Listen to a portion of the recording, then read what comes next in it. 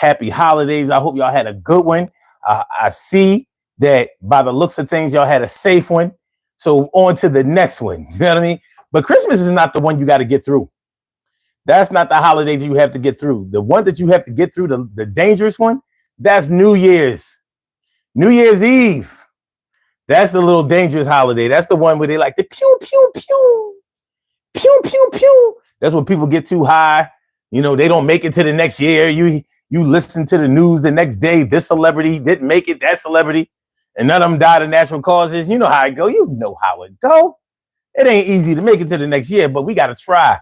So whoever is here, I hope to see you soon next year. Soon next year. I'm talking about January 1st, 2nd, 3rd, all the way up to the 31st. This is the Daily Go Getimism Show. I am your host, Son 752, aka Omar with the. And if you can't say Omar with the, well, then you just say Omar with the R. We are talking about strict parent rules you broke and the ones you followed and kept. So, you know, some people grew up with really strict parents. And you know how it is when you're a young person and you're out there just trying to learn, trying to explore, trying to sow your wild oats, trying to be free, trying to find yourself. And your parents are getting in the way. They telling you you can't go anywhere. You got to report everywhere you go. You have to ask before you leave. You better report in when you get back, and you have to be back at a specific time. You only have a certain time limit in which you could be out. You remember, but there are some strict rules that your parents may have put on you when you were young, a teenager, and all that. It's the roughest when you're a teenager, because that's the time when your friends are acting wild. They're partying, they're dating, they're getting in touch, in tune with their physical bodies, their bodies, other people's bodies, and stuff like that. And you can easily feel left out. So there may have been times when you rebelled against what your parents told you to do, or what they threatened that you better not do. And sometimes you went ahead and said, listen, I'm going out there and I'm going to get mine anyway. But as you grew up, you may have seen or started to see the benefit in some of the rules that your parents were pushing off on you or holding you back with. Because sometimes being under the rule of a strict parent can seem oppressive. Like you are trying to hold me back. You are stopping my growth. That's how it feels when you're a young person, because you're curious. And your other friends, they're able to get out and do things and go places, and you can't go. You can't go. So sometimes you might have snuck out and went. And later on, after even before you had your own kids, you may have started to see, like, now I see what my mom or my dad or my parents were saving me from or protecting me from. It's hard out there. It's rough out there. Especially, we're going to have a talk about a talk with some of y'all about your first love. You know how it is when you have your first love. You know what I mean? Heart beating out your chest, dick hard all the time. Panties might be wet incessantly, consistently. And you just swear that person is true and blue and 100, and y'all gonna always be together forever, tougher than leather and forever. Do you understand? Ever? You might not understand because you're not together like me. We stuck like glue. I'm talking Elmer's. I'm talking rubber cement. Yo, time is spent. I'm always around you. You always around me. What are we gonna do? Can't nobody ever down we are the stars in the sky, like the power couple, but we being held out and kept in the bubble. But my parents, they want to be with you, and they really don't think that you are to me true. And I know that you are. You would never lie. Even if you tried to cheat, you wouldn't buy. You know. So, strict parent rules you broke and the ones you kept. followed and kept. What's up, man? Info Spot 411. What's good? How you feeling today? And Urana 250. What's good? She says Tambolado. And Info Spot says you sound good, just not as sexy as Beyonce. She was looking good at that. Damn, that damn Beyonce got me again. Nico, what's good? Bella Sparks, what up? Sergio Galaviz. Sergio Galaviz says that was my annoying cuz. Okay, all right. But what is it like? What are we doing? And G-Man, what up, G-Man? What's good? He said, look at this clown. Oh, yeah. Yes, look at me. You still here, G-Man? I hope you are. And if you're not here, I hope you're gone. It's all good. Come on back, you little bitch. All right. Okay. Olga Beck, East Matov. What's going on, man? Good to see you. Appreciate you coming through on a regular basis. I do. And El Martinez Tube 3 says, shut it. He says, for a pimp. What the fuck are you talking about? Y'all be hating hard. But that's okay. Cole's Adventure says off-brand rap. Well, what brand rap do you know? What? So if you're not a signed artist, you can't rap? You know, people be saying the dumbest shit sometimes. I've been rhyming since I was in single digits. I've been writing rhymes since I was probably about 8 or 9 years old, easily. They were just called poems back then. So once they came out with a name for it and a beat for it, I was like, hey.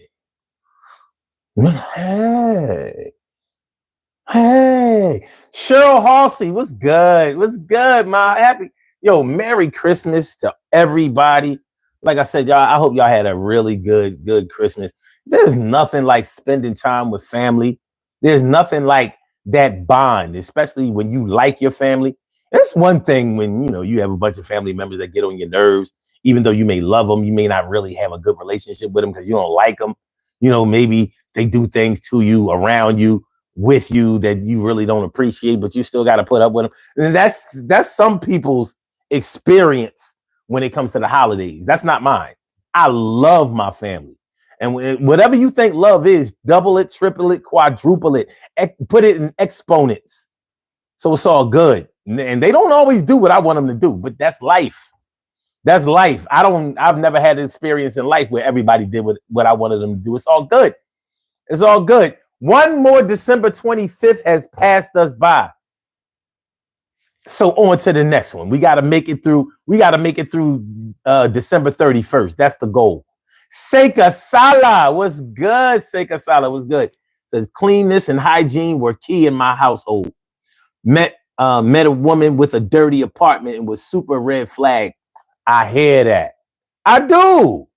But what we're talking about tonight may have something to do with that. If your parents made you always clean the house instead of being able to go out, play sports, you know, mess around with girls, date, you know, go on, I don't know, hang out with your friends or whatever. And that's what we're talking about.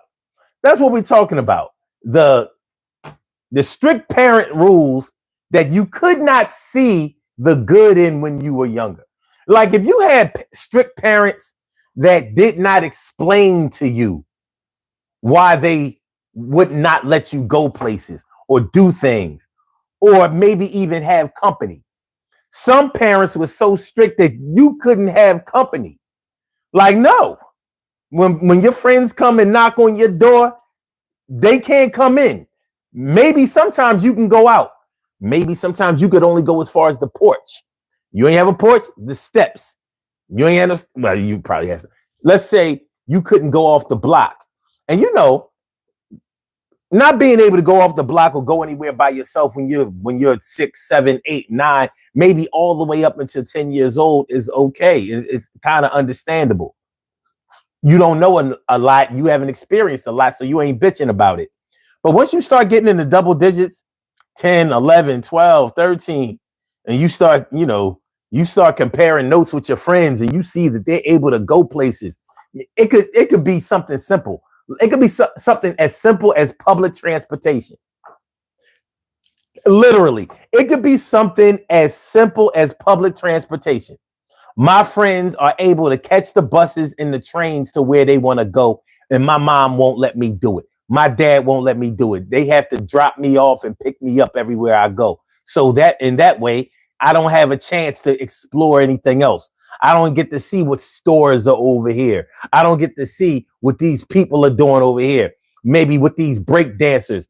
I don't get to see these break dancers or these street musicians that do their thing. I don't get a chance to see that because I'm always being dropped off and picked up. But my friends, they come to school and they talking about what they saw when they was riding the bus, what they saw when they was riding the train. They all know the same things, and I'm left out of the loop. I can't even have a conversation with my friends because I don't know nothing that they know. All I know is my house, my block, my street, my neighbors, my family, my siblings. That's all I know because I got to get dropped off and picked up. My parents got to know where I am at all times. I can't even stay after school for band practice without my mom and them knowing. Like, what time is band practice over? That is really over like 5 o'clock. It's over at 7. Oh, yeah. All right, well, let me, I'm going to call your band teacher. No, Ma, I think it's at 5. I think it's at, you're going to try it. Jen Ramirez. Señorita Ramirez, ¿cómo estás? ¿Cómo estás, señorita Ramirez? And X-Ray Koala says, Sonny, Merry Christmas, my man. What are we talking about? We talking about strict parents' rules that you broke, the rules that you broke that your parents put on you, that they set for you, that they implemented, and the ones that you followed, the rules that you followed and actually probably still follow today or see the benefit of today and maybe even put on your kids today.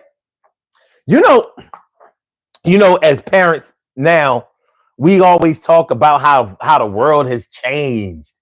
The world is different today. You can't let your kids do this, that, and the third like we used to be able to do today. It be killing me. It be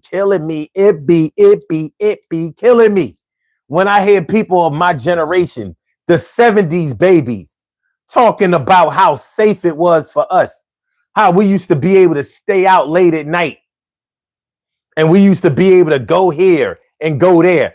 Like it wasn't the AIDS era and the crack era in the 80s when we were doing our thing as teenagers. Like it was like the Bloods and the Crips wasn't on fire. Remember all those movies that they made about gang violence? And that was just a California thing. Not that we didn't have gangs on the East Coast, not that we didn't have gangs in the Midwest and down South, but the Bloods and Crips were so notorious and violent that we had to have movies about their activities. Movies like Colors, movies like Menace to Society, movies like what was it, South Central. Come on, man. What we doing? X-Ray says, oh, biggest one for me was leaving the house after dark. Laugh my ass off. I used to sneak out way more than adult me would be comfortable with. Okay, I got you. And Try This says, Jesus love you. Thank you. And happy birthday, Jesus. It's all good. Boys in the Hood. Right. And did you notice, good one, Jen. Did you notice in Boys in the Hood, they never said anything about no gangs? I thought that was real interesting and smart of John Singleton. Rest in peace, John Singleton.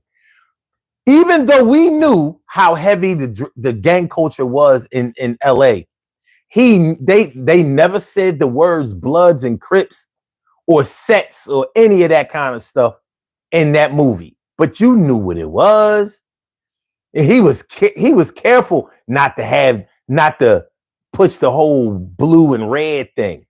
And of course, he was smart to do that because that would have alienated his fan base where he comes from. And he also knows that although the gang culture was heavy in LA, not everybody was a part of the gang culture. So that was smart on his behalf, and it was also insightful on his behalf. But even in the movie Boys in the Hood, you saw some strict parenting by, in the movie.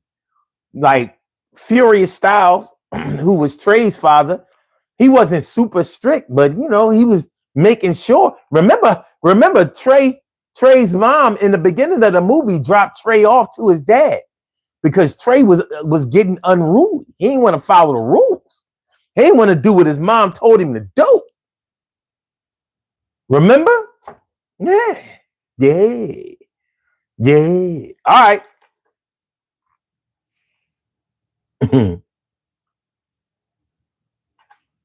Sekasala says, I remember my cousin and I got a McRib as kids, and we ate it and thought we were going to.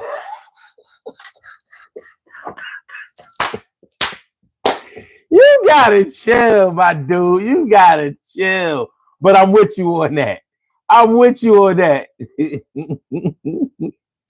Oh man. X-Ray says, oh Sika, don't think twice. It's still on the list. Word. Info Spot says we grew up without smartphones and internets in the internet. Gen X. True. But we also invented the internet. So I was in college in 1991. I remember how they was talking about, we had the IBM computers and shit. We had the Apples and the IBMs, depending on which computer lab you went to. We used to have to go to the computer lab. Everybody didn't have no damn computer. They was expensive. And then they came out with this thing called the internet. And I remember hearing the word email for the first time. 1991, I never heard the word email. What's an email? You can send an email. Kim's Whims, what up, Kimmy? What's good, man? Good to see me some you, without a doubt. Without a ticky doubt. Our parents did their best to try to protect us from would-be assailants, from broken hearts, from pregnancy, from violence, from trouble with the law. And when we're young, we don't understand. We try to understand, but we don't really understand why we can't try things, because we trust ourselves. You know how it is when you trust yourself and nobody else seems to want to put any trust in you. No, it'll make you angry. It'll make you mad because it seems like, well, what do you mean? Like, especially since you're going to school. You're getting decent grades, or maybe even if you aren't, you're still learning. You're learning. And when you're young, you think that you've learned enough to be able to get by. You're all I need to get by. We really think. I mean, we're reading every day. We're doing math problems every day. Science, history, the art, music, culture. We're learning. And we figure, at some point we got to be able to go out there and find ourselves and explore and learn things and be able to test our resolve and our skills up against the rest of the world. We can't stay in this bubble. You can't raise me in this bubble. That's how we're thinking as teenagers. So we, if our parents didn't let us out, sometimes we would sneak out. Now, I didn't have to do it. My parents were not very strict because they could trust me.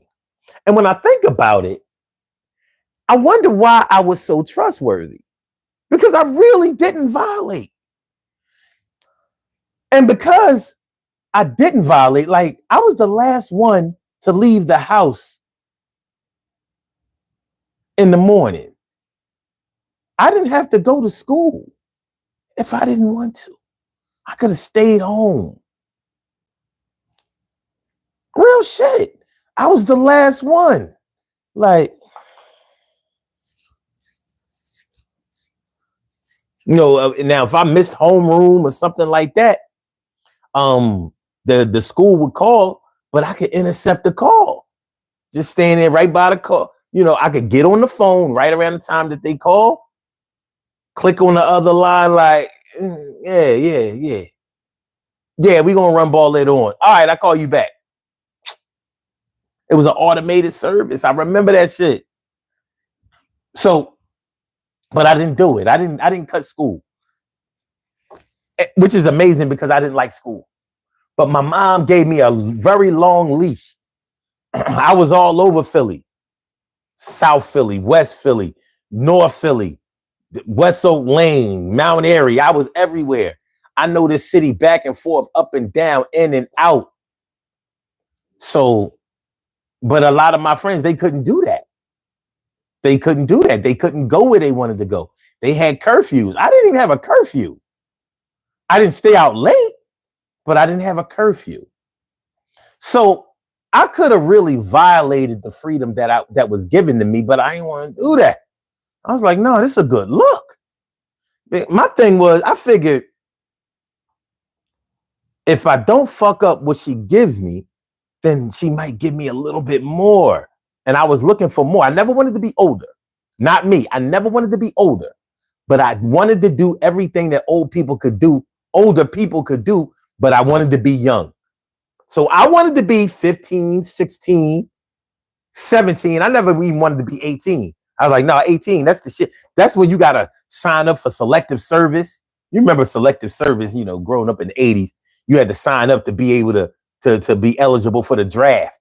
If you wanted to get student loans and student aid in order to go to college, you had to make yourself registered for the draft just in case Uncle Sam needed you to pick up an M16 and blast it at the enemy.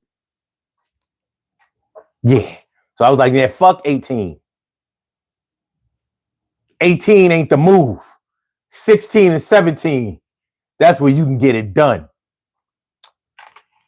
Let me see. Matthew Wilson, what's good? What's good, my dude? Kim Swim says Gen X had no choice but to be tough. That's why we have no patience for bullshit now. Some of us have too much patience. Some of us ain't representing, Kim. I got some stories to tell. Some of us ain't doing right. You know what I mean? You know, like, listen, we had to get out and get a job. We had to work. These kids don't work. What happened to the after school job? What happened to the after school job? Even if there aren't any quote quintessential after school job, you still got fast food. Why aren't any of today's teenagers working in fast food? What happened? What happened to fast? Man, shit, man. When I started making my own money, my dad gave me my first job at 14. He wasn't paying me but $7 a day. I worked 7 days a week so I could get that $49. That $49 was a pair of sneaks every week. I saved the shit, had enough money to buy bomber, sheepskins, Guess jeans, Fila's, Reeboks, Patrick Ewing Adidas, patent leather top 10s, two-tone Lees, Chardons, Taylor jeans with the horse hair in the back, round the belt loop. What y'all know? What you talking about? My man Troy Diesel in the house. I had enough money to buy an A shirt. Troy know what an A shirt is. Only people in South Philly wore A shirt. It was this store called Allure, and they had these shirts had a little A on it. Yo, I got the fresh A, but he had to come uptown. He had to come uptown to Germantown in order to get a pair of Paul Marys, and those were some French cut. Yeah, this shit crazy, son. All right. Okay. Kim says, sadly, I was a terrible student in high school. I used school as my personal playground away from home to be free and hang with my friends. Hey, man, you know what I mean? Different strokes for different folks. You know, we all had a different agenda. You had to do what you had. But that's what we're talking about tonight. The rules that you broke and the ones that you actually followed and may even have put on your kids today. Because everything our parents was asking us or telling us or making us do wasn't wrong.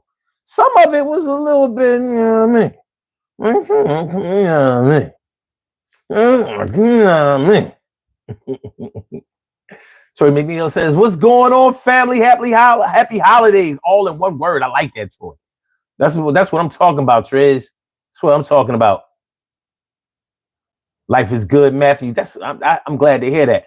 The single blackjack dealer says, "Habari Gani." That's Swahili for hello. How are you? Happy Kwanzaa. It's a celebration for the first fruits of the harvest. Emoja. That's what I'm talking about. Good shit. Ooh, you feeling all warm and fuzzy inside. That just sound good. You know what I mean? Jim Ramirez says, "I climbed out of my bedroom window a few times in high school." We got to talk about that. I mean, listen, you know you can't stop kids from you can't stop the rebel. Kids gonna find a way. And that's why it'd be funny nowadays. The kids know how to work the internet and their phones way better than parents do. Shit, your old 40-something, 50-something, and God forbid, 60-something ass don't even know how to click over on the other line when you get a call while you talking and click back without clicking the person off, without cutting the person off and having to dial a number again. You don't even know how to do that. Them kids running circles around your slow internet ass. You still on dial up with some DSL shit. They want some super fast broadband, 2 gigs per minute per second. Whatever, you know what I'm talking about. You know what I'm saying? You know, it's fast. Upload, download. People be taking away their kids' phones. Kids be laughing like, "Dumbass, I still got my tablet."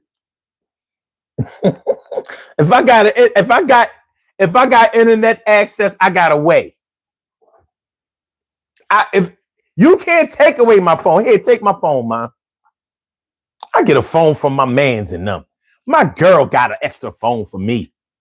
If I got the internet, I got a way. I download an app that got the phone number in it. I can text and talk. This is my burner phone, man. My mom caught me, you know what I mean? Blah, blah, blah. She took away the phone. Oh, she took away the game system. You know what I mean? I got to go over my man's house to play me some Call of Duty. The Last of Us. GTA 5. You know what I'm saying? Yeah, you follow me? All right. Make sure y'all hit the like button, share the show, subscribe to the channel. If you haven't subscribed to the channel yet, this is the Daily Go Getimism Show. I'm your host, Sun752. Feel like a real man should. I hope y'all feel like real men and women should also. All right. Kim says, first job at 13, baby. I'm trying to tell you, you get your first job, you'll be thinking that you can move out your parents' house. Like I can make it on my own. On $200 a month? Really, nigga? On $200 a month, you think? Like it's 1985, I can do this shit. I ain't got to put up with this shit. TK, right, said, all the greats are in the chat. That's what I'm talking about. I like the sound of that. That's right. All the greats are in the chat. That's what's up, man. Let me see. Princess Lioness, what's good? What's good? How you feeling? Yeah, Matthew. A lot of these parents, a lot of these Gen X, they knowledge of the internet is on dial-up. They still looking for 5,000 hours on AOL. They still ready to. I mean, they got the computer with the DVD drive, CD drive. To get DVD, they got the CD drive in the. Come on, man, you still trying to burn CDs? If you don't take that cassette tape reel to reel 8-track mind of yours, CB radio, diamond in the back, sunroof top, Come on, man. All right, let's get it together. Oh, you know what? Hold on. Let me put the number in the chat. Hold on. Because y'all know how this go. We got a conversation we need to have tonight. Y'all know what we talking about. We got to call. Man, if I don't, it's like I can't get the old number out of my head. You know, it's so hard. It's so hard to say goodbye to yesterday.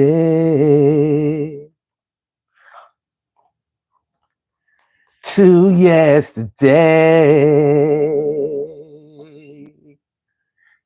And what we gonna do? And I'll take with me the memories to be my sunshine after the rain. It's so hard to say goodbye. Come on, what are we doing? What's up with this dumbass? Yo, son. Hey, yo. All right.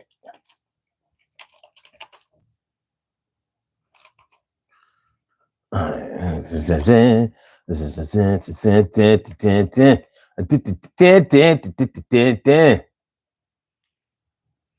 All right. Can we? Why is it not letting me do this shit?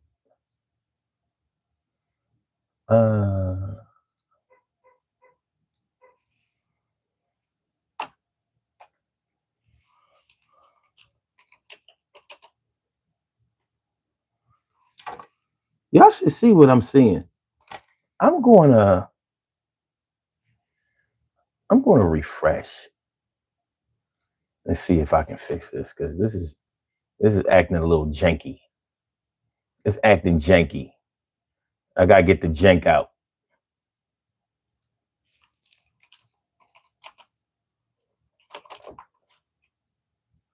Okay, it looks like it might be better now. Or not. It was not happening. It was like, nope, will not put it there. All right, there you go. 26719. 267-874-1949. That's the number to call. I said a 267-874-1949. Yes, y'all. I said a 267-874-1949. Yeah, get on the line. I said a 267-874-1949. Yeah, get your shine, baby. Get your shine, baby. Get your shine, baby. Get your shine, baby. 267-874-1949, baby. Call 267-874-1949, and we will get you on the line. There is no video, but they're going to hear your voice, and it's going to come through clear. Oh, are we ready? Are we ready to toe the line? Are you ready for the sun to shine? And when I say the sun, I'm not talking about me. I'm talking about whoever calls the lines, because they be free. So, Speaking of calling on the line, that's one of the things that you may have rebelled against when you were younger. You couldn't talk on the phone. No calls accepted by the opposite sex. You know that was a terrible rule. That shit was messing up all of your social life. Can't have no phone calls. Which means can't have no phone calls. Meanwhile, you had friends that had their own phone. Do you know what kind of G? What kind of rich person you had to be to have you? Well, hold on. Let me get this straight. You got your own phone. You might even had like a designer phone. Like, you got a Mickey Mouse phone? Yeah, I got a Mickey Mouse phone. Yeah, I got a Mickey Mouse phone. I got my own phone number. Like, this is my phone. It's in my room. When you call, nobody answers my phone except for me. I don't never have to give up the phone so my mom can talk, so my dad can talk, so my brothers and sisters. No, this is my line. I'm spoiled rotten. You got your own phone. You had your own phone, your own room, your own phone number.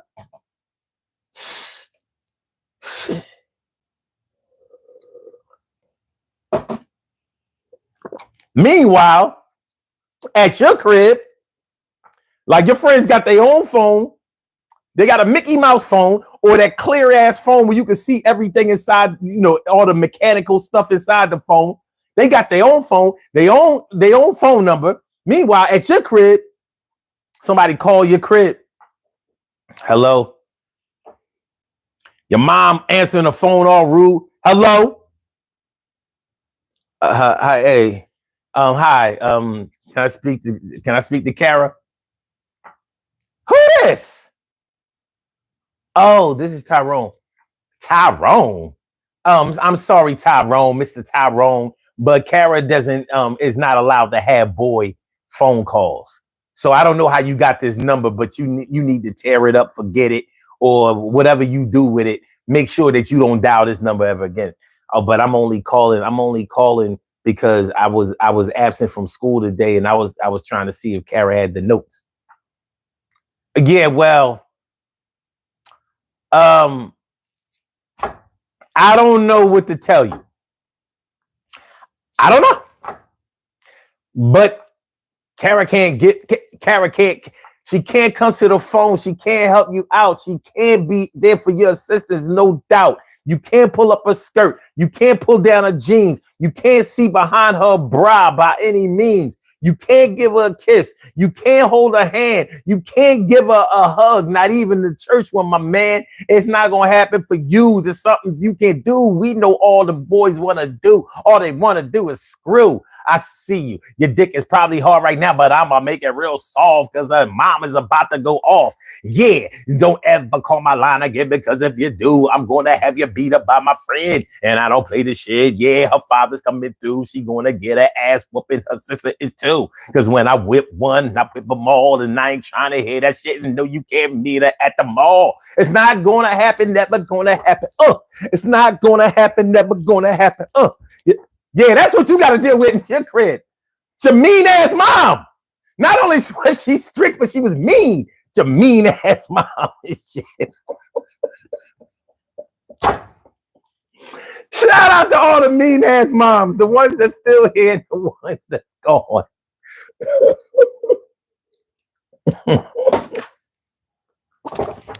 Y'all know who I'm talking about. Sometimes when you call somebody's house and they had a mean ass mom, you felt violated. Like, yo, I don't know why she had to talk to me like that. I don't know why she had to talk to me like that. I was just calling to see. It was so bad. Even girls couldn't call your crib, and you was a girl. Like, no phone calls. No phone calls. Kara got a C on her test. No phone calls. No TV. No radio. No nothing. You can't play the game. You can't play Monopoly, Trouble, Chinese checkers, Life. What's the shit? Where you tried to take out the body parts, and if you touch the sides, it shocked you. And you know what I'm talking about. You couldn't play none of that shit. You got to C on your test. We practice black excellence over here. Black excellence. How you gonna make it out in this world and you out here getting C's? You out here getting C's. Well, you can seize your ass. No recreation. Operation. Thank you, Kim. Operation.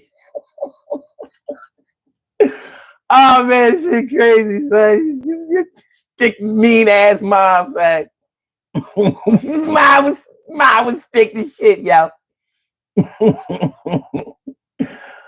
All right.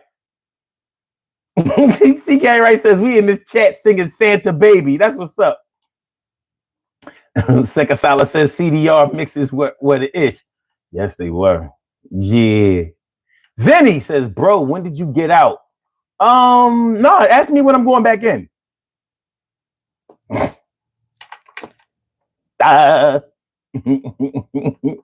All right. Single blackjack dealer says first job was 1987, Cobbs Creek, Horse stable. Wow. Minding the horses. That's a dope job. Fill a job back in the day. Wow. Fill a job. You got that in the summertime. Summertime, fill a job. That's hot.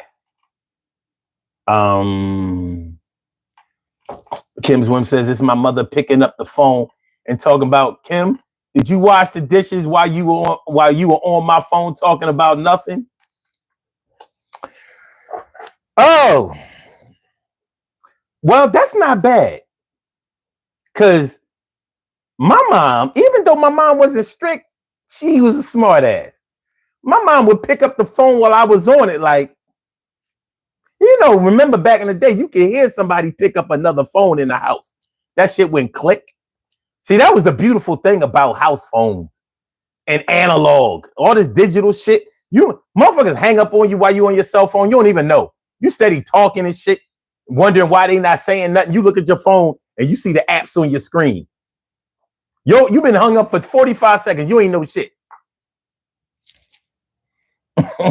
But back in the day, somebody you on the phone downstairs, they pick up the phone upstairs. My mom used to be like, I'm like, yo, I'm asking the girls, yo, somebody pick up the phone in your house? And you're like, no. I'm like, all right. And then my mom be like, I'm on the phone. I'm like, I know, mom. I was like, do you need the phone? She was like, well, I need whatever is mine, but I just wanted to know who was talking on my phone. I was like, well, I'm on the phone. I'm talking to whoever I was talking to. I'm talking to Shorty. Oh, hi, Shorty. I'm like, what are you doing? What are you doing? Because I'm tight mad because I'm a spoiled nigga. I'm like, I don't deserve this. She was like, I can listen to whatever I want to listen to while I'm on the phone. I'm like, yo, Shorty, I'm gonna call you back. I hung up the phone, but my mom's still on the phone. Shorty might not have hung up yet. So now they having a conversation. Yeah, so you like my son? Oh my God, Mom, what I'm doing? What you doing? You are embarrassing me. And when you young, damn near everything embarrasses you. Almost everything embarrasses you between the ages of 13 and 20. Damn near everything embarrassed you. You didn't zip up your pants. You embarrassed. Somebody pointed out, oh, yo, you need to, zip your fly. Oh my God. I have to do that in front of everybody. Like, yo, chill. You get a D on the test. Remember, in class, they would put everybody test paper on the desk. They ain't put that shit face down.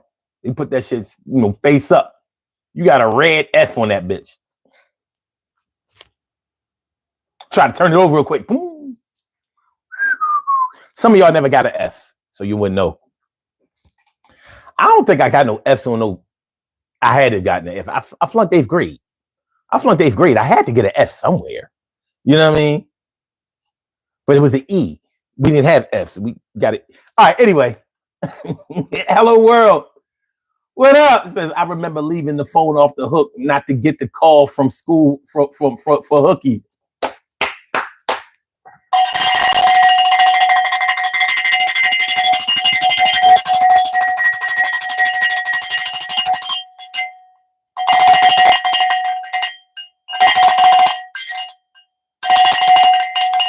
That's what I'm talking about. Yeah. And that's the thing. You always have to be one step ahead of a teenager because teenagers are going to school every day. They learning every day. You're going to work every day, worrying about bills, making ends meet, trying to build a family fortune, trying to keep your kids out of trouble and shit. You ain't learning every day. You trying to learn the tax code and how to get some subsidies and trying to see, trying to find out how come somebody at your job got a promotion and a raise and it wasn't you. You know what I mean? Meanwhile, they learning how to, they learning the ins and outs and how to circumvent the system. Shirley Cheryl, the world's most precious and greatest pearl in the world. Shirley Cheryl, the world's most precious and greatest pearl in the world. What's going on, Ma? And she says, glorious morning, Omar and everyone. That's what's up. InfoSpot says, I remember when cordless phones came out in the late 80s, the phones were heavy. And that picture, those emojis of those phones is hot. See, I had the slim line, John, or was it called trim line or whatever? You know, so we didn't have this phone. But you know, it took me a long time to figure out how a rotary phone worked. I did not understand the whole rotary thing. I used to be like, well, how do you? Once it was explained, I was like, oh, this is easier to. Okay. Kim says, in hindsight, thank God for my mean ass mom, because whew, she saved my life in so many ways. Exactly. We couldn't see it back then. Oh, thanks for the Operation Single Blackjack Dealer.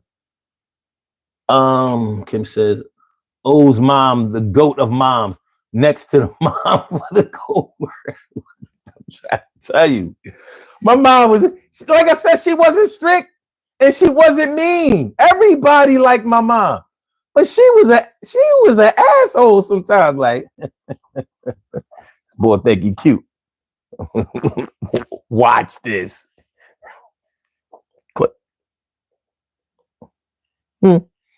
I can talk on my phone anytime I want.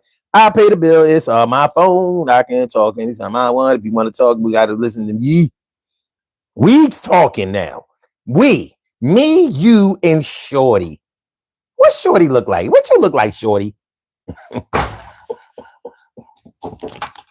Well, I wear my hair in a wrap style, and I'm brown skin or light skin or whatever skin, and I'm like 5'3", and I weigh 100 pounds because we was little.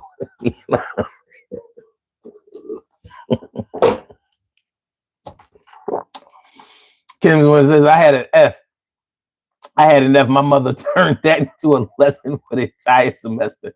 No phone, no company, no going anywhere except my grandmother's house. No nothing. My grandmother was the saving grace. You had to run away to grandma's crib. Shout out to everybody who had to run away to their grandmother's house. You know how it go. I'm running away. You too mean. You too restrictive. I ain't never coming back. You ain't go nowhere but round a corner, over in the next, whatever. You know what I'm saying? You might have lived in walking distance of your mom's crib. All right, y'all, it's time to get dressed. I know we almost an hour in. I don't care. Which one y'all want? Which one you want? The one on the right? I'm sorry, the one on the left? The one on the left. These cow bones time, y'all. Moo. It's cow bones time. Moo. All right. That's the one on the left. This is the one in the middle. Middle. The one in the middle. Huh? Which one? Or the one on the right. The one on the right. Very popular. Muy popular. Which one y'all want? The one on the right, which is this one. Cheryl Halsey says middle. Cheryl Hudson says right. This is the one in the middle. This is the one in the middle. This is the one on the right. This is the one on the left. Dark accents. We got one for middle. We got one for right. Where we at? We got two for right. Jen stepped up to the plate. She says the one on the right. That would be this one. We got two for right. One more right, and this is what we wearing tonight. One more right, and we gonna get right. What we doing? What we doing? What we da da da da da. What we doing? What we da da da da da da da. That's the one on the right. That's the one in the middle.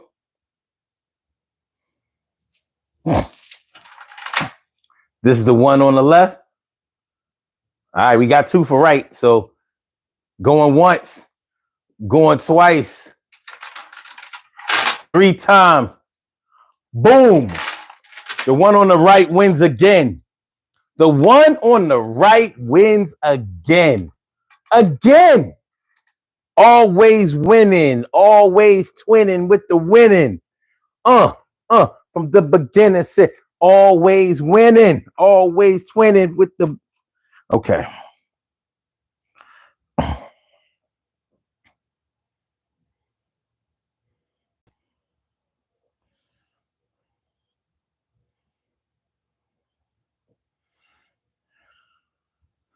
Okay.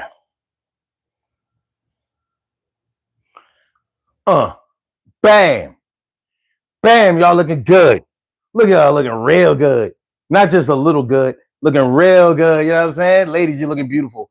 You're looking gorgeous. You're looking sweet. You're looking elegant. You're looking very, very pretty. Very, very pretty. She's so pretty. You know what I mean? She's so pretty. You know, like your teacher in the 4th grade. She's so pretty. All right, brothers, you're looking fly. You're looking handsome. You're looking suave. You're looking debonair. You're looking smooth. You got your soft stuff on. Everybody looking good. Everybody looking real good. Not kind of good. Real good. You know what I'm saying? Real good. You know what I'm saying? Look, yeah. Take a screenshot. I'll give it what you got to take a screenshot. You know you like it a lot to take a screenshot. Yeah, you know how it goes. This is the Daily Go Getter Show with your man. Oh, so let's go. All right. So yeah. Our parents try to. Okay, let me ask y'all that. Let me ask y'all something before I start getting all off everywhere with it. Were there ever times when you were growing up, if you had strict parents, or even if you didn't, but you just didn't want to follow the rules? Were there any time when you were younger that you understood why your parents did not want you to do things? Was there any time when you were growing up that you empathized with your parents about why you shouldn't do things? Even if you did them anyway, even if you broke the rules anyway, did you understand the reasoning behind why they didn't want you to do certain things? You know, breaking rules was a little bit harder when you were close with your parents. You know, if you were the type that really loved your parents and you knew your parents really loved you, it was a little harder to break the rules. Not saying that you didn't, but, you know, it may have weighed a little heavier on your conscience because there may have been times when you really didn't want to let your parents down, but sometimes you felt like maybe they were old school. Maybe they were playing by outdated rules and they didn't want you to learn. They didn't want you to grow. And there could have been times when you really took that personally. You know, it's like having a good friend, but that good friend is sometimes a hater. And that's what it can feel like when you're dealing with parents who are somewhat oppressive. They might not have been all the way oppressive. They may not have been oppressive at all. But you wanted to hang out with your friends. You know, your friends could do things that you couldn't do. And it could have been because their parents just didn't give a fuck. How many of y'all had friends, or if it was you, how many of y'all had friends or cousins or somebody who had parents who worked at night or whatever? And you know how that goes. When you're a teenager and your mom worked at night, she told you, you better be in the house when I call, you know, because she would call from work or something like that to make sure that you was in the house, make sure that you was safe, make sure that if you were responsible for your younger siblings or whatever, that you were taking care of them, didn't try to run out of the house, leave them in there by themselves, or take them with you.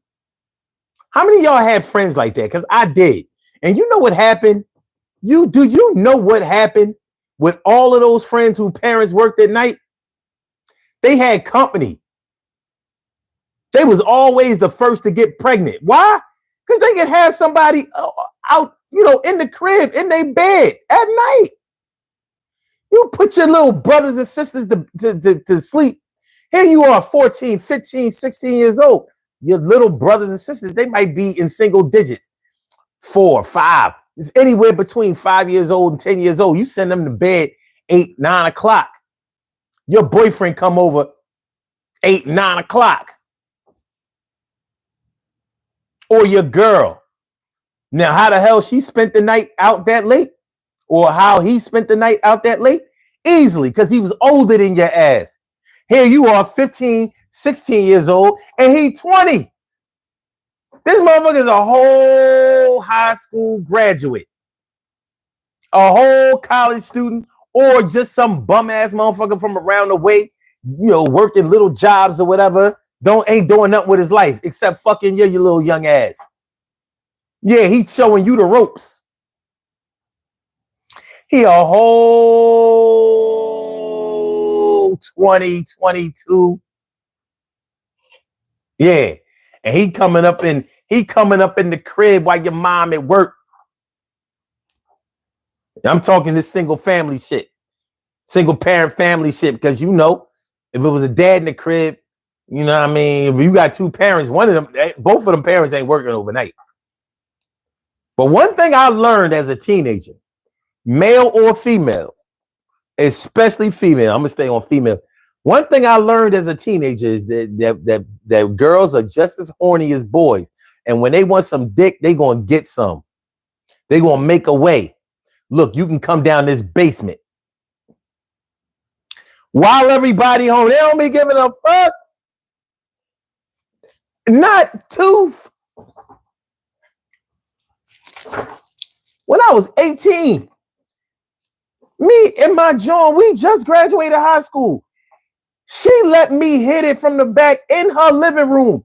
Her dad. I'm like, why am I doing this? Because only thing that's gonna happen to me is I'm gonna get kicked out.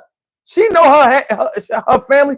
Her dad, I remember he ran past the living room. You know how you come in the house and you might come into a house and the vestibule is here, and then you go into like a hallway, and the living room might be over here. The kitchen and all of that shit, the dining room and the kitchen might be in the back. Well, we in the living room. So I remember he ran past the living. All he had to do was this. All he had to do was look to the right. We watched him walk by. I was like, yo, but this was all her idea. It was all her idea when we was at my crib. Remember, I was the last one to leave. You know what I mean? And she used to come over my crib early as shit in the morning. I went to Penn State. She went to Drexel. She would come over my crib 7, 8 in the morning. I didn't have to be. My first class at school wasn't until like 1, almost 2 o'clock in the afternoon. She was coming to my crib, getting off the train 6, 7 in the morning. My peoples, everybody was out of my crib by 6 a.m., 7 a.m. So she was there by 8, knocking on my door. No cell phone, no beeper, no nothing. She coming from South Philly. I live in Germantown. Anybody who from Philly know what I'm talking about. That's not a hop, skip, and no jump. She had to take a bus, a trolley, and a train. She took the commuter rail because the Queen Lane station was right around the corner. That shit was crazy. And if I ever said, like, listen, it's too early in the morning, you know what I mean? I got this. She would be mad as shit, like, no. Why can't come over?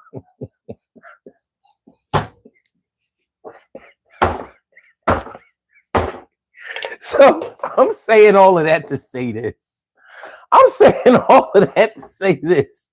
She was willing to break any rule. She didn't give a fuck because she was young and in love, and no rules was going to stop this. Nothing. Her dad, to this day, I wonder why didn't he look in the living room? I don't know what he ran, because he ran. By the time he came right back, by the time he came back, we was dressed on the couch like, yeah, so I'm taking algebra. Shit.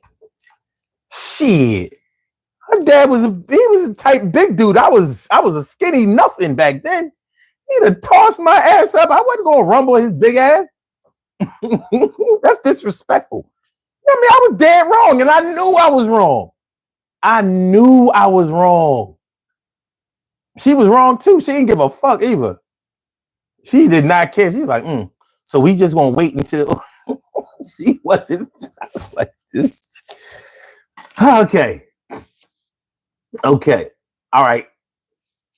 No Way says they just didn't want you in legal trouble. True. And No Way said it was like that. I was in West Philly growing. See, you know exactly what I'm talking about.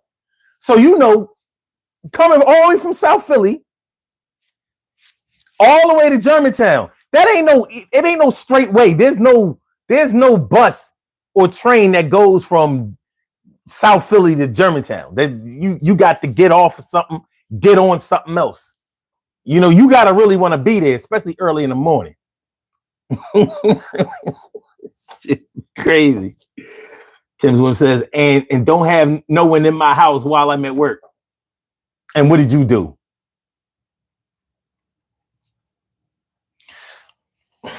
A friend of mine, a friend of our family's, her dad used to come in the crib because he didn't like nobody being on the phone. Nobody on the phone. He would come in from work and check the phone to see if it was hot. God, my witness. He would come in, check the phone to see if the phone was hot. If the phone was warm, because you know, if it's been on the hook all that time, it should be cold. He'd be like, yo. Their mom name was Amelia. He used to call her Almeida. Almeida, this phone is burning up. It's gonna be trouble. And Miss Amelia wasn't taking the hit for our friend. Shit, I wasn't on the phone.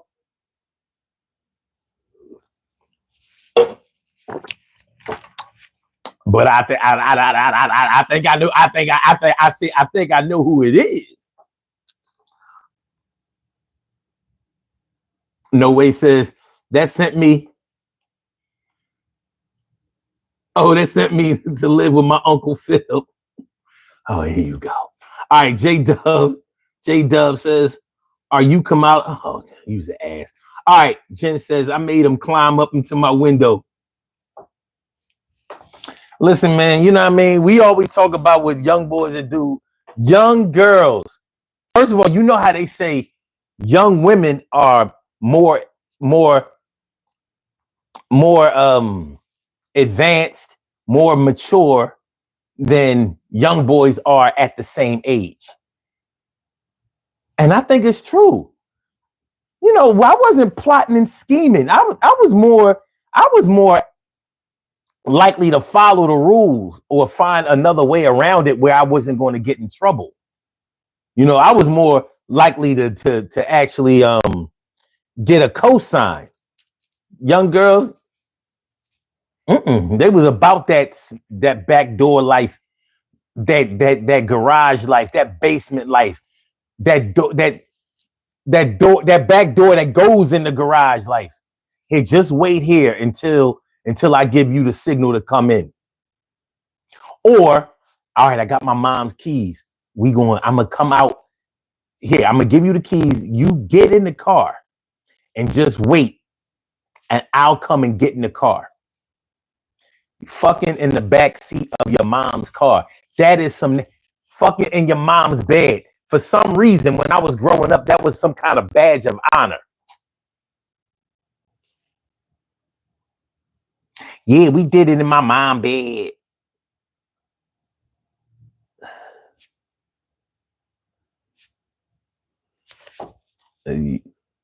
Sure, you got your own bed. Yeah, but all right.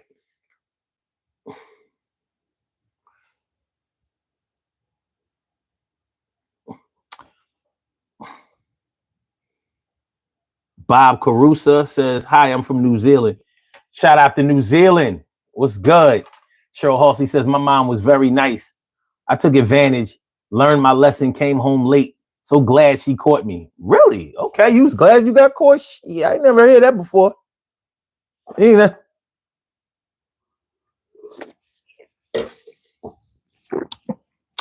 Yeah. But you know, regardless of how strict your parents were, more than likely you knew somebody who had parents that were more strict. More than likely you knew somebody who had parents who were more strict. And you know, don't let your parents be on some religious shit. Oh my God, got you in church almost every day of the week, with you not being able to wear pants ass.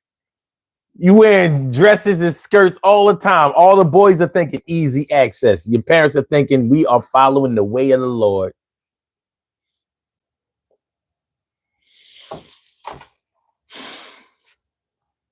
I'm wondering how many girls was thinking like, why does she want me to wear dresses all the time? Don't she know?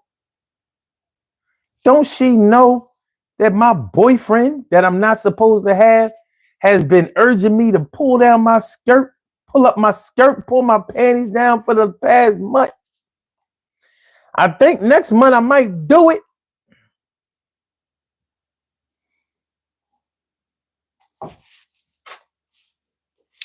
Religious parents, man.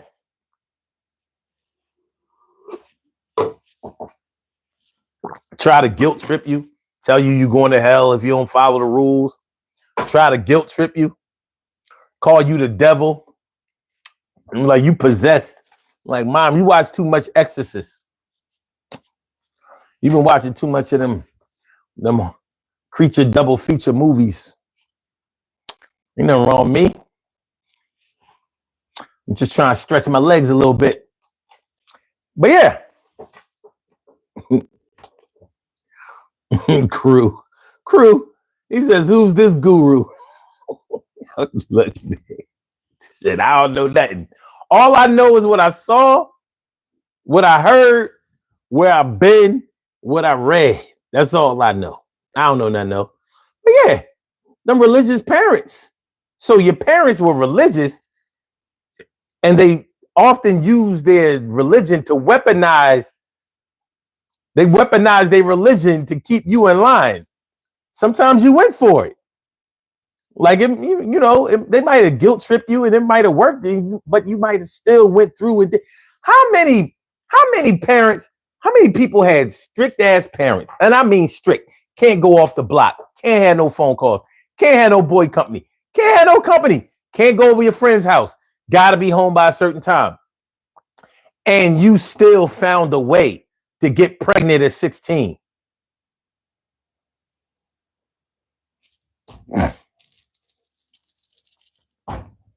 Happens. Boys getting locked up 15. Now we grew up, listen, I'm a 70s babies, grew up in the 80s. Crack era. They was getting money out there. I thank God to this very day for not blessing me, or should I say cursing me, with the desire to make no illegal money, because I probably wouldn't be here today. Not too many people survived it. It was violent as hell. We think these kids today are violent. It was nothing like the 80s. It was nothing like the 80s. That shit was off the chain with the violence. Because back then, they was rolling with the guns, the knives, the brass knuckles, the fucking nunchucks, the chains, the bats, the 2x4s. They take one of those banister. You know how you go upstairs in the crib and they got the little posts for the banister. They rip one of them things out of their house and swing it. You know what I mean? Anything was a weapon. Everything was a weapon back in the day. A pencil. You poked up with a pencil, got lead poisoning, plus you bleeding out.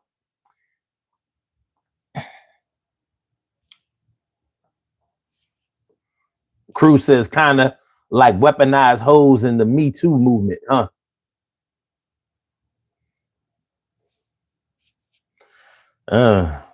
The Me Too movement. You can't be in the Me Too movement if you consented. We ain't talking about none of that. Getting drugged up. Shit, these chicks was down. You gotta be a silly nigga to think that girls don't like they read romance novels and shit like that. You don't think that they be ready to fuck?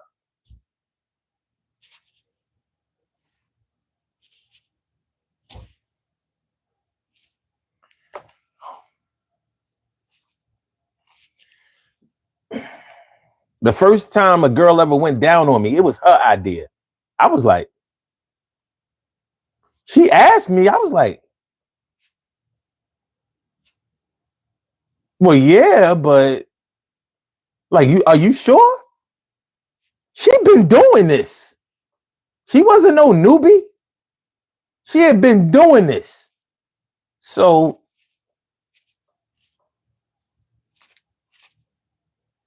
and she didn't look very emotionally scarred to me. She looked very empowered. She set it up.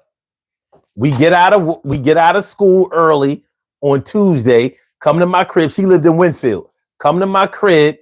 We going, you know what I mean? We going, I'm like, but yeah, your parents was horrified to think that you was laying up in the bed with somebody or out there, you know, putting your health or your life on the line.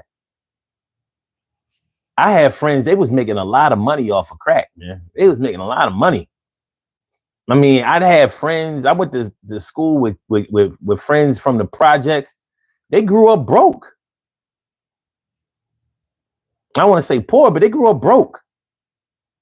When crack came along, they was pushing whips. They was wearing gold. They was dripped. They got all the fly gear. They even, you know, when you start getting money, your whole swag get different. Your whole swag got different. So I'm like, I'm watching these cats. These are cats I went to school with, 2nd, 3rd, 4th grade. So now we 10th grade, 11th, I'm sorry, 10th grade, 11th grade, and they out there getting money.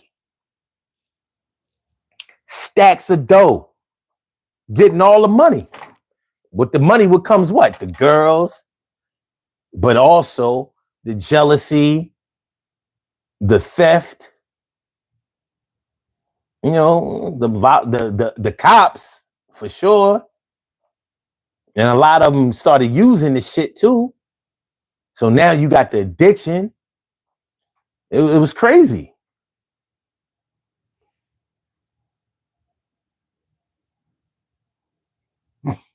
Crew says, if your swag got different, I don't know, you can't write. So if your swag got different after that, you should check yourself for STDs.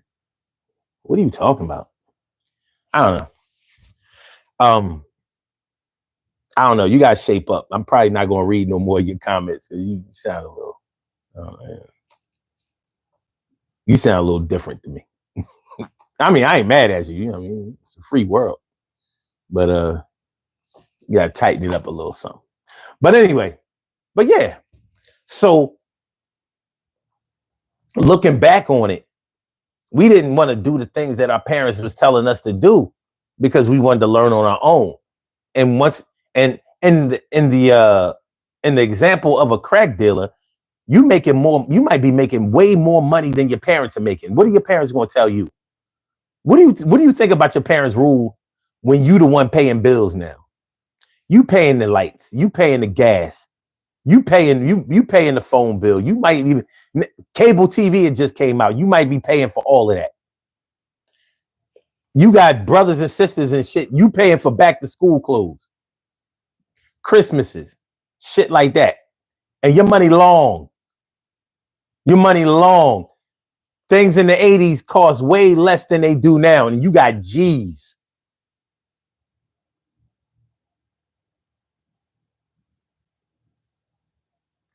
So yeah. So when you start getting money like that, even though you may still respect your parents,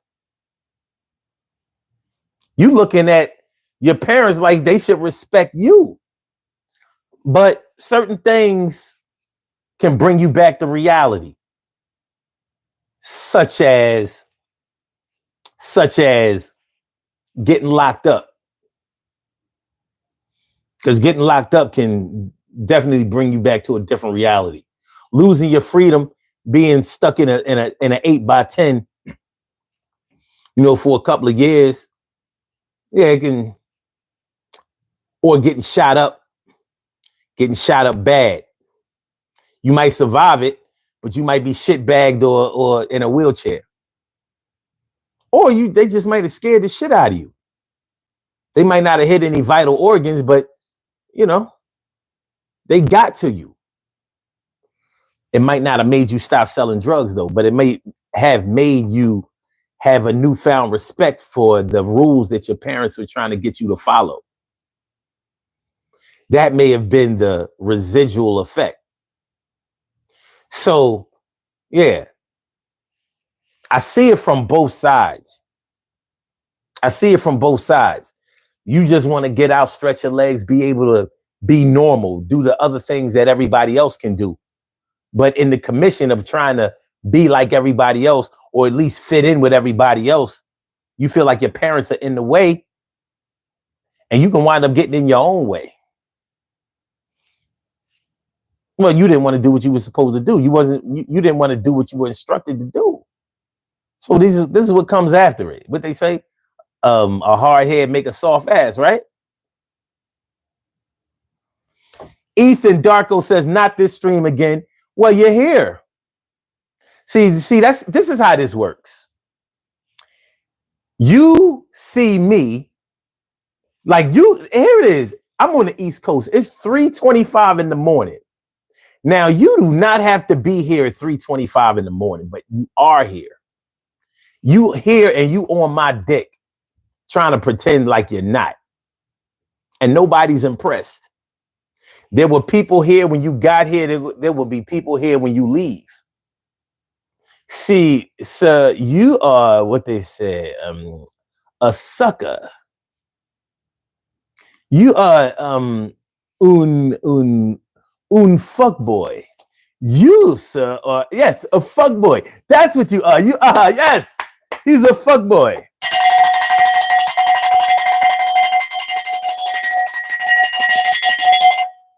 But you ain't alone. There's a lot of y'all. Spotter T says, I'm here, Poppy, light him up. Listen, man. Listen, y'all know I do this. Y'all think y'all come in here trying to get the camera to shine on you. You come to the right place. You ain't going, you going to drown. You going to drown. You can't beat me. I got the mic. I got the mic and the motherfucking camera. You ain't got shit. You ain't even got a profile picture. I don't know who you are. So, but like I said, you're here. He says, so why am I here? Is it God's calling? I don't know. You tell me. You're here because you chose to be. Because you could have went on it. There are other people on lives. Matter of fact, let me tell you what. I'm gonna find the other people on live that you can go to. Because I ain't the only show in town. There are plenty. So let me show you where you could have gone and where you still have the opportunity to go. Let me see. Let's see. Live. There we go. Boom. Let's see. You can go to Dr. Boyce Watkins. He's a good dude. You could go to Dr. Boyce channel. Rain Sounds for Sleeping. You can go to that channel. The that's EG. I'm sorry, that's EJ. He's talking about NBA 2K25. You could go to his channel. Or Bobby Puff Gaming. And they got a lot of people watching their shit too. So look, you have 4 people on live right now. but you came here. So, hey, you can hang out, you can roll out. You know what I mean? It don't matter. It don't matter.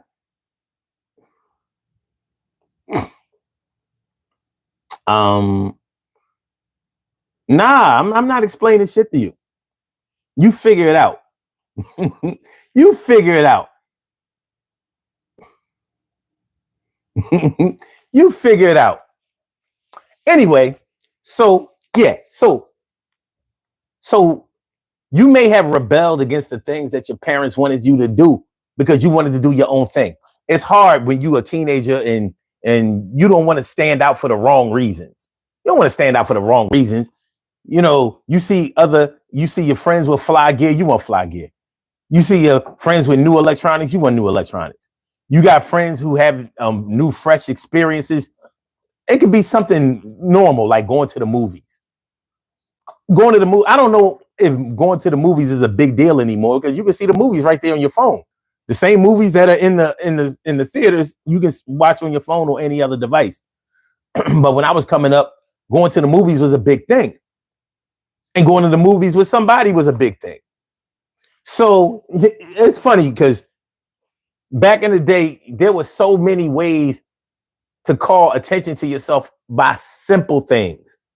The movies that you went to go see, the fact that you could dance or sing or do something like that, like a talent. You was going to get popularity from that. Oh, you know all the new dances. People going to want to kick it with you. The fact that you bought a bunch of new records, you got new records, tapes, and stuff that came out. You got the new albums. People are going to want to kick it with you. It was crazy, but that was the criteria. But if you're not able to have a social circle because your parents are so strict that they won't let you get out there and see things and explore things and experience things, then you're going to feel like, yo, I need to make a way for me to get out there and do what other people are doing. Not that you necessarily want to be like one individual, but you want to be like everybody. You don't want to stand out in a negative way. Like everybody else is getting to do things, have fun, explore things, experience things, and you're not able to do it because your parents said you can't. And you can't understand why they won't let you do it. It's understandable that you don't understand. It makes sense that it doesn't make sense to you. So as you grew up, what rules did your parents put on you that you may have rebelled against and then later on accepted that it was a good rule? Maybe some of those rules you actually put on your kids. One rule that you may put on your kids that your parents put on you was when you got home, the first thing that you had to do was do your homework. You couldn't go outside or do anything else until you got your homework done. So you got your homework, you came home, did your homework, and maybe whatever chores, taking out the trash, washing the dishes, whatever, whatever special chore. Because a lot of times if you had brothers and sisters, y'all all may have had an individual chore. My job in my family was taking out the trash. And we had a humidifier in the house. I had to make sure that the humidifier was filled up all the time. So yeah. So you may make your kids do their homework as soon as they get home. Like before you try to get on that game, before you get on social media, before you call your friends, before you do whatever, before you get on your laptop and try to make some beats with your producer app, do your homework first. It's not a bad rule. It's a pretty good one.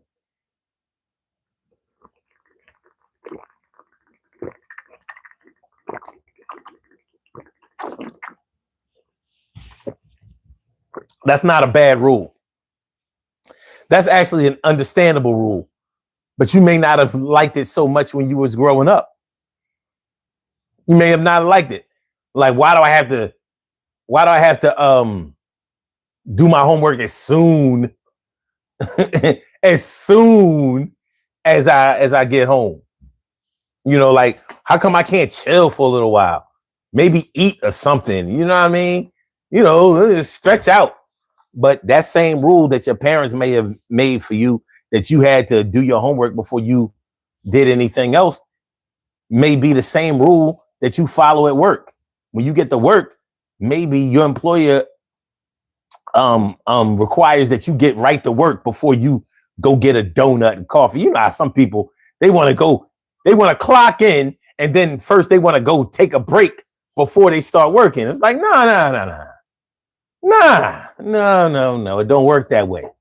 And if, at the job, you don't want to follow that rule, then, you get written up, and then you get written up enough times, then you get terminated.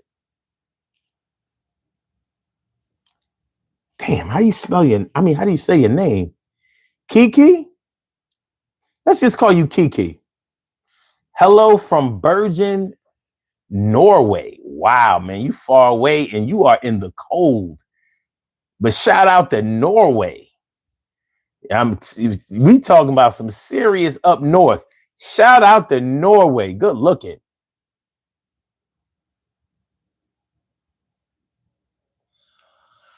So the things that your parents may have required you to do, the rules that they may have implemented on you, may not have made a whole lot of sense to you when you were younger, but they probably started to make more sense when you got older. They probably started to make more sense as you started to have children yourself, or you started to see that some of the lessons that they or some of the rules that they tried to put on you were actually rules that made sense out there in the world. And maybe they prepared you for certain things in the world, even though you didn't want to be prepared or prepare yourself. One thing about kids and sometimes adults, because you don't know until you know.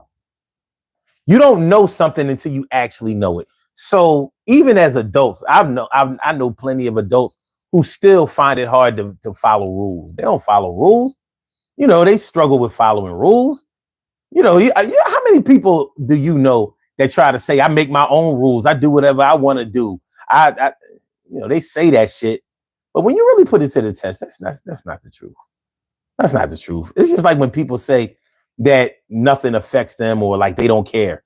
I don't care what people think about me. Yes, you do. Yes, you do. Because if you never cared about what people think about you, or if you never cared about what people thought about you, you would never dress nice. You would never be nice to certain people and mean to other people. You would never try to exercise any self-control. You would never listen to wisdom. You wouldn't care. What difference does it make? But sometimes when we get upset or we feel like people are coming at us, then we act like we don't care about anything. It's a defense mechanism, and I understand it. Now, if you ask yourself, where was that kind of energy? Like, how did you deal with the disappointment with your parents when you were growing up, when they didn't let you do things? How did you? I bet you one thing, you didn't act like it didn't affect you. Right or wrong, you may have tried to yell, scream, be a brat, but one thing that you probably didn't do with your parents when they wouldn't let you do shit is try to act all aloof. Like, well, I don't care. Y'all ain't got to let me go nowhere. Y'all don't have to let me do. You ain't handle it that way. And that's how I know that's not the way it is in the adult world either. You know what I mean? We try to listen. We don't want other people to think that they can affect us. We don't want other people to think that they can get to us. And that's understandable. So we act like, look, I'm impenetrable. I have a force field around me that nobody can penetrate. Meanwhile, when ain't nobody else around, you're like, well, why are you fucking with me? Why they gotta do it? I get it. And it's a shame when your parents seem like they are your worst enemies. You know what I mean? They really are just trying to help you. Now, don't get me wrong. There's some bad parents out there. Some parents out there really, really do seem like they just want to see you suffer. Jen says, I had a feeling of guilt. I felt bad, so I stopped sneaking around and lying to my parents after grade 12. After high school. That's when you had an epiphany. That's when you. So you had to make it through high school, though.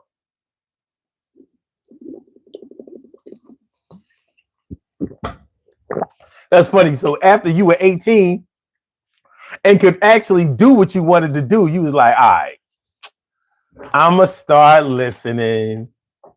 All right. All right. But yeah. So yeah, it's difficult.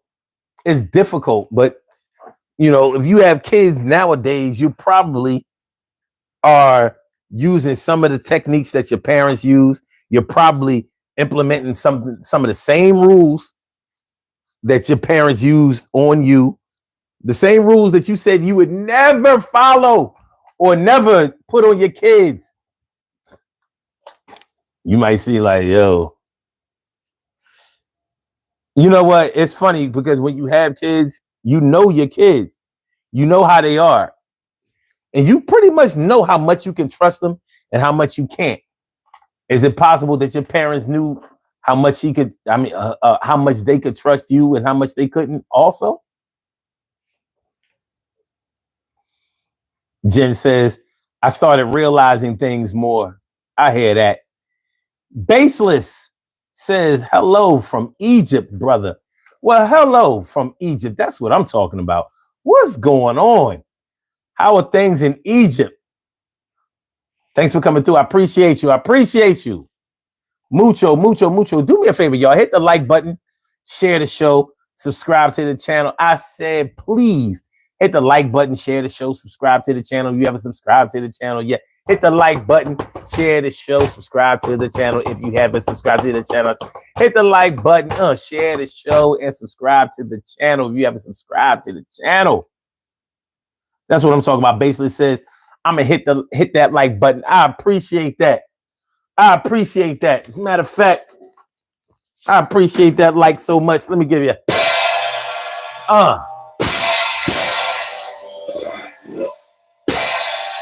thank you. Thank you.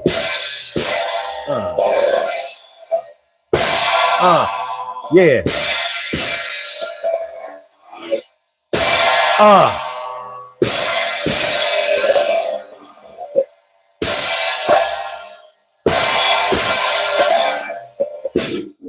Appreciate that. Appreciate that. Appreciate you. Apreciarte. Apreciarte. Basically says, nice flag. Looks like something we have here. That's what's up. That's actually not a flag, though. It's actually just a plaque. It's actually just a plaque, but that's actually handmade. You know, it's actually handmade. So it probably doesn't have the same meaning as a lot of people think that it does. It's really just a sun. Now all the stuff around it, we can make up a meaning for it, but it's really just a sun. My name is Sun752. It's just a sun. You know what I mean? It's just a sun. Ain't too much more to it. Well, I appreciate that. Appreciate that. So yeah, man. So yeah, strict parents. Strict parents. The rules we broke and the ones we followed and maybe even see the benefit of.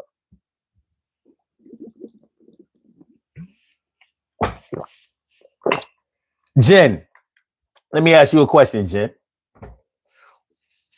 Were you able to date as a teenager? Did you sneak and date, or were you actually able to date and you just wanted to date a little bit more or in your own way than you were allowed to? What's that? Mert 38? Hello, bro. What's up? You look very good today. Appreciate that. Appreciate that.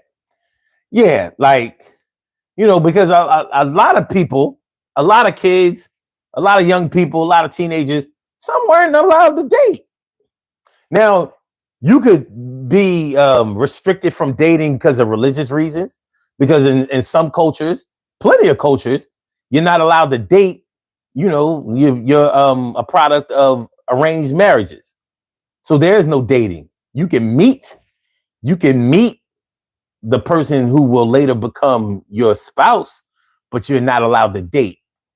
And there are reasons that you may not be allowed to date because dating can lead to fornication, and fornication may be forbidden in your religion or in your culture. So, to prevent all of that, no dating. That's supposed to take away the desire. But I'm like, well, how come I can't date the woman that's going to be my wife? I mean, like, it ain't no getting out of this, right? Ain't no getting out of this, right? Basically says, so I just got here. What are we talking about? We're talking about strict parent rules, the strict rules that your parents put on you, and the ones that you broke, and the ones that you followed and kept for yourself. That's what we're talking about tonight. That's what we're talking about tonight. So this is the Daily Go Get 'Emism Show. I'm your host, Sun752. And that's what we're talking about. Strict parents. When you were younger and if your parents were very strict, it could have really had a adverse effect on your social life. Your parents' rules can make, or the way that your parents are can make it seem like they don't want you to have any friends, or they don't want you to be able to choose your own friends. I grew up with two best friends who were both Jehovah's Witnesses. So when you grow up in the Jehovah's Witness faith, you're not supposed to congregate or be friends with or associate a lot with anyone who is not of the same faith. You understand what I'm saying? So because I wasn't a Jehovah's Witness, my friend's mom really didn't want him hanging around me, even though she thought I was a nice guy. She liked me, but it was like, you cool and all of that, but you're not a Jehovah's Witness. So I don't want my son hanging around anybody who's not a Jehovah's Witness. You're not learning the things that we learn. You're not following the rules that we set. And, you're just wilding out there. Most of his friends were not Jehovah's Witnesses. So he broke that rule a lot. But there were limitations, because when he wanted to have company, people over the house and stuff like that, if you weren't Jehovah's Witnesses, his mom would ask you, are you Jehovah's Witness? She asked me. I was like, well, no. She said, okay. She didn't tell me like, look, you got to go. But she told him, like, look, don't bring him over here no more. I was like, but I thought, look, I thought me and your mom was cool. Like, yeah, she like you, but you're an outlander. Baseless says, I regret it. If I would have listened to them, I would have had been better for me in the long run. Yeah, it's hard for us to see it that way when we're growing up. It is. It's very hard for us to see it that way. Because sometimes when you're younger, the rules that adults want you to follow don't make any sense. You know how, like, when we were in school and we had to take classes and subjects that we didn't think made any sense. And we would say things like, where in the world am I going to use this? Like algebra. We didn't think that there was anywhere in the world where we were going to need algebra. What we didn't know, and honestly, what our math teachers did not explain to us very well, was that even though you may not use those mathematic equations that are in algebra, it teaches you to think in a certain way, to follow processes. That's what math does. So although you may not deal with a 2a being the product of 3b, you may not have any type of polynomials, trinomials to deal with out there in the world. You will understand that you have to do one thing before you do the other thing, so you can get to the last thing. And the last thing will bring you back to the first thing.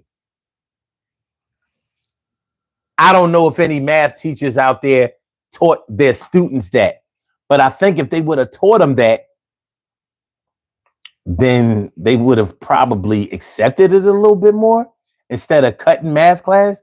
Because it seemed like when I was growing up, you had students that were very good in math, and then you had students that were very good in English. But rarely did you have students that were really good in both. Now, you may have had students that got A's in both, but were they really good in both? Because when you read the things that they wrote and all of that, you see that maybe they weren't as good in English as we thought they were. So you have your math people and you have your English people. Hello World says we should have told our parents about teachers breaking rulers on our hands, but then we would have had the discussion of what led to the teachers taking abusive action. Decisions, choices. It's funny, man. A teacher would never survive. Their job would never survive them beating your knuckles with a damn ruler.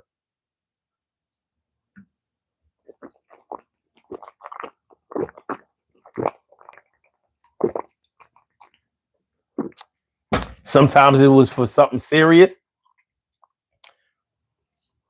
But were those violations ever really serious? Like you could get your knuckles beat in just because you were chewing gum in class.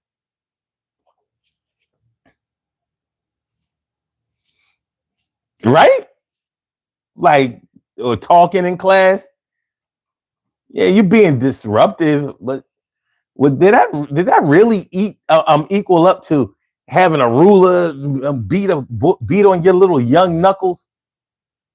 Basically says, I don't feel like breaking a ruler on a student is abuse.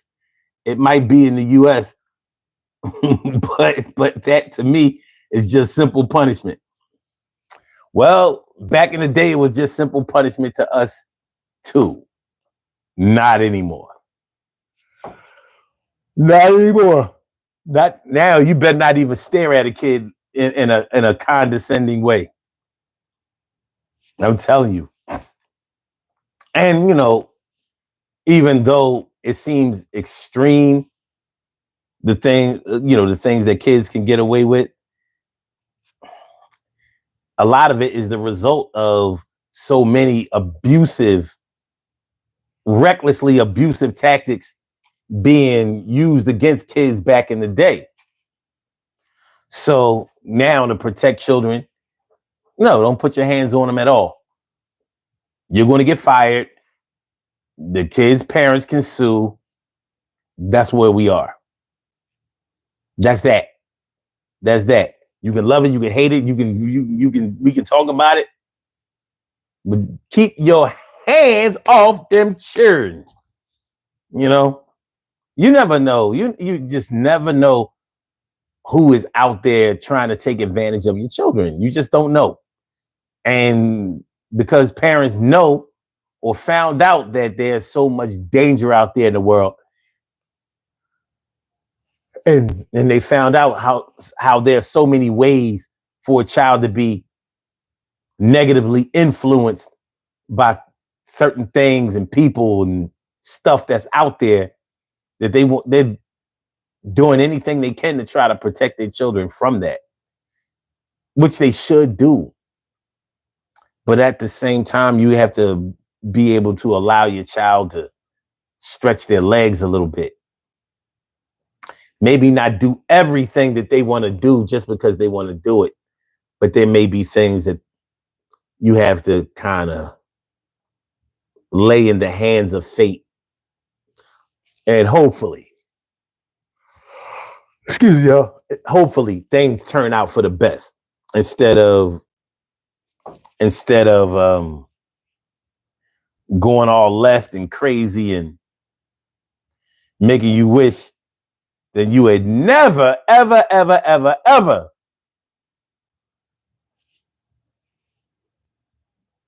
let them go and hang out with their friends. Hanging out with their friends, man. Hanging out with your friends. Such a big deal when you're a teenager. Yo, such and such is having a party this weekend. You going? No, you ain't going.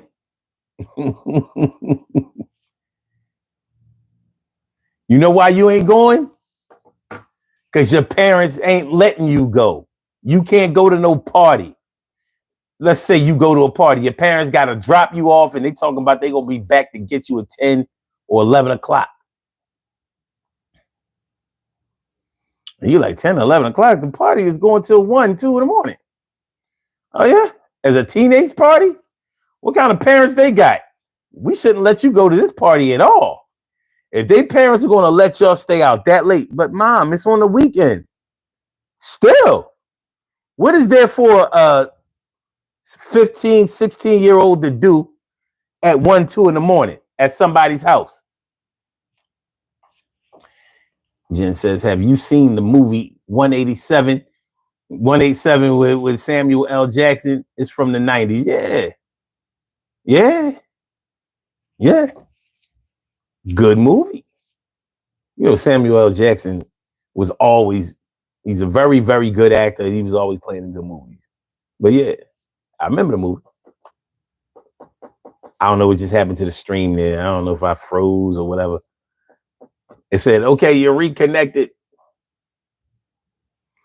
He said, those students were insane. Yeah. Just like the other movie from the 90s, Dangerous Minds. Dangerous Minds with damn, what was her name? Not Jessica Savage.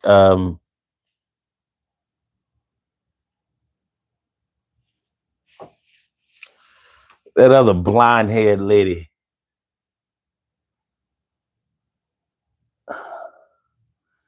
Who starred in the movie Dangerous Minds?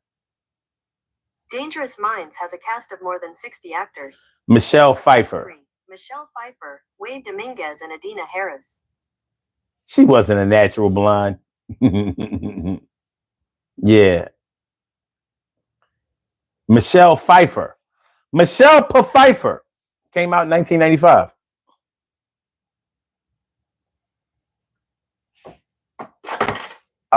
Lean on Me came out in the 80s.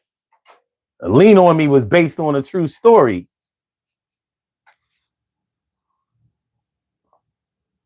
Oh yeah, Michelle Pfeiffer. Oh, you knew the answer. Okay, that's what's up. Hello World says being wild gave us an edge as youth. No more front hand semi now.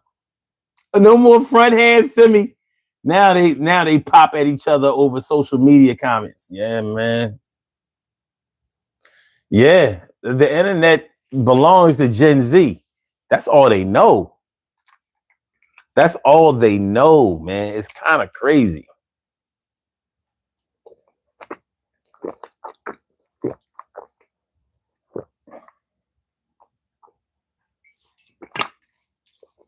You know that this internet shit is crazy.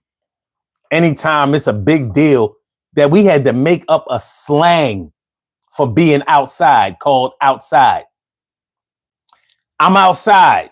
Like it's a big deal to be outside. Of course, that came out of the pandemic because we were on lockdown. We were on quarantine. We weren't allowed to come out for a while. Now it's a big deal to be outside because it kept you inside by law, you know, for a good minute. Now imagine the strict parents that wouldn't let you go anywhere anyway. Shit, I guess the pandemic was business as usual. This was like a regular Tuesday. No big deal. I'm not allowed to go nowhere anyway. So, you know, the pandemic made everybody equal with me. I felt like I was outside because I was inside in 2020, 2021. You understand what I'm saying? Well, it was really old. really the lockdown was really only 2020, a little bit of 2021, but they started to let you come out definitely in 2021. Remember in 2020, they was opening up the world and telling you that you didn't have to use masks for a little while in the summer of 2020 because they thought that the pandemic was they thought that COVID was going to die during the summer months because most viruses can't withstand the summer heat. Well, how'd that work out? To me, that's how you kind of know that the virus was man-made because, yeah, in the summertime, those types of viruses don't normally do well, especially a virus that's supposed to be like a cold or flu. But it goes the way it goes. Hello World says the worst one is they say in real life. In real life. Well, yeah, when you got a camera attached to your phone, you know what I mean? You got a camera attached to your phone, and basically you have become a director and an actor. Man, everybody making movies, making these skits, getting money. What a time. We about to do these birthday shout outs and get on up out of here, man. We about to move on to Thursday, the 26th. Did y'all get any presents y'all had to take back?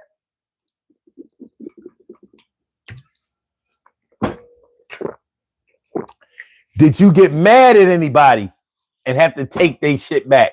Like, you don't deserve this. I spent too much money on this shit. You don't deserve it. I'm taking it back. Let's do these birthday shout outs. Let's do these birthday shout outs. Let's do the birthday shout out. Let's do the birthday shout outs. Let's see. All right, here we go. We have some birthday shout outs to do. Some people were born on this glorious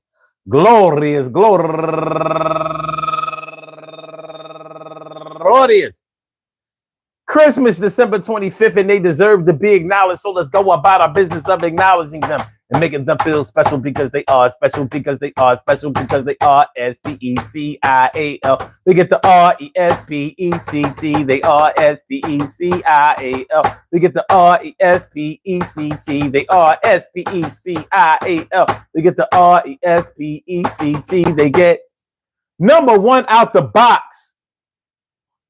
Nelly Chinwendu, happy birthday to you, and also to Neek Wright and Sharita, happy birthday to you, and Honey West, happy birthday, and Jennifer Garcia Balbuena, happy birthday, and Elemni